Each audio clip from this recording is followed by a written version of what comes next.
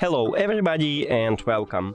In this video I'm going to show you all charging methods for your earbuds Nokia. And the first one is to use an adapter and USB-C cable. So just connect adapter to the power and USB-C cable to USB-C port on your charging case. And right here we should we see this LED light, so it means that it's charging. And the second one is to use your phone. All you need to have is just a USB-C to USB-C cable, but if your phone do not support USB-C, maybe you should have Lightning to USB-C or even micro USB to USB-C. So just connect USB-C cable to your phone and the second one to USB-C port on the charging case. And we can also see this LED light, so it means that it's charging.